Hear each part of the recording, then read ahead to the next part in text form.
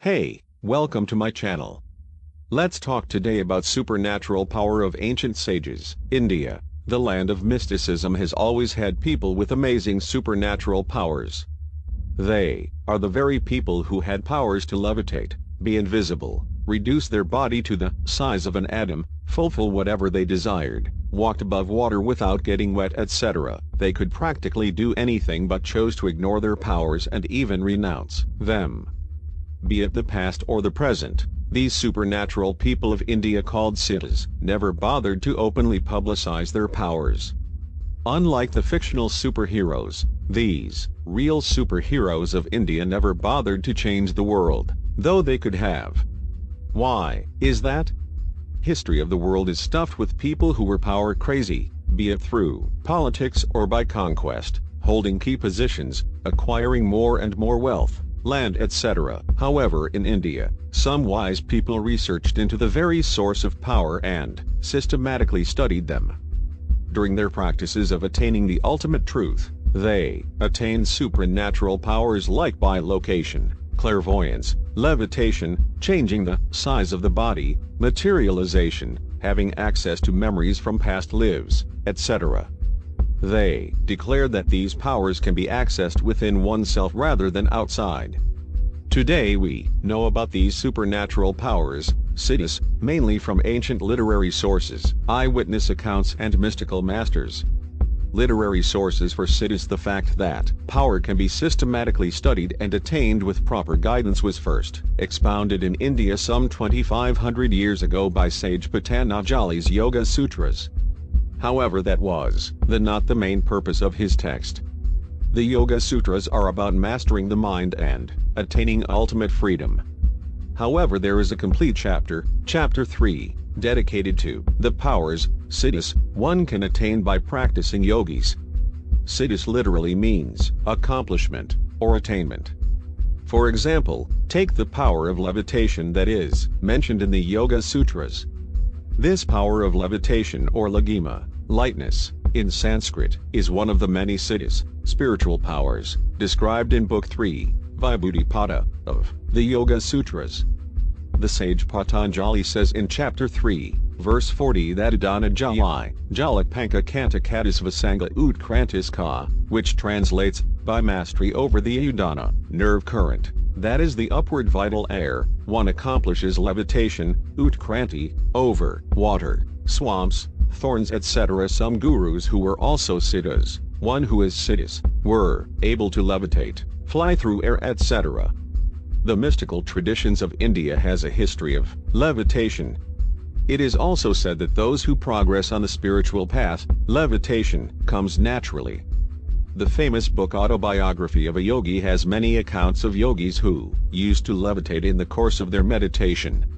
Among other supernatural powers, the author Paramahamsa Yogananda describes a perfume saint who materialized perfumes and other things. Who has seen them? Spiritual books in the last 100 years or so, like the Autobiography of a Yogi, Living with the Himalayan Masters, Sai Satkaritra, give a candid record of mystical powers and miracles.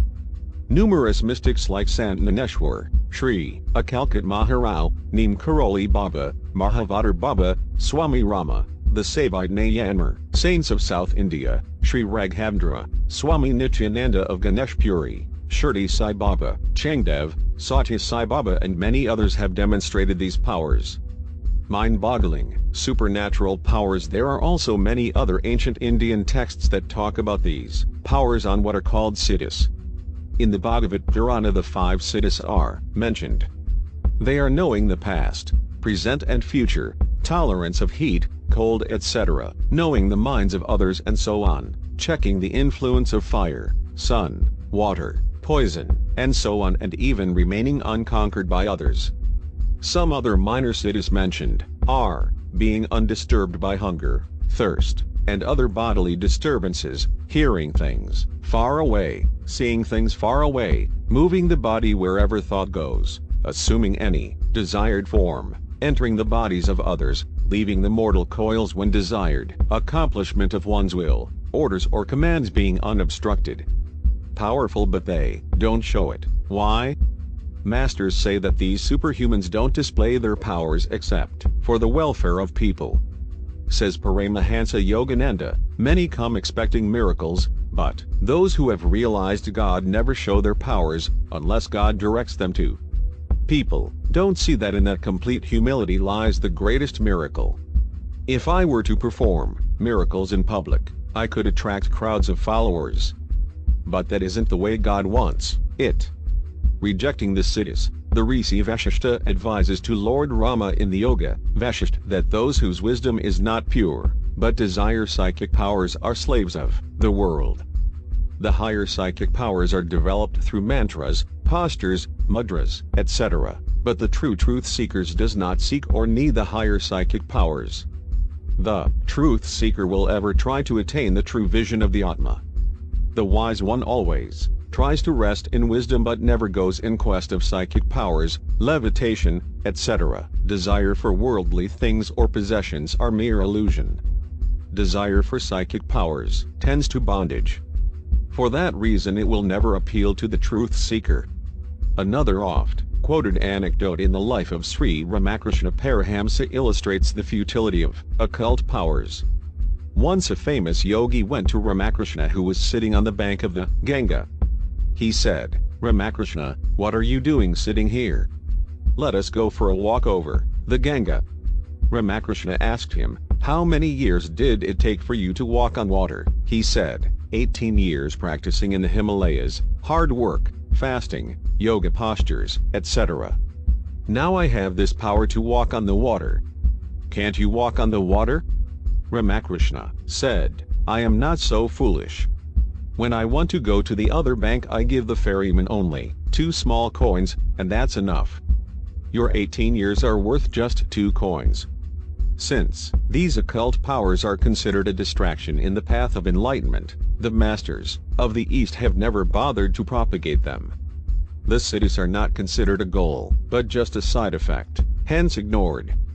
So the people with supernatural powers, siddhas, of India never change anything, instead they seek the ultimate truth.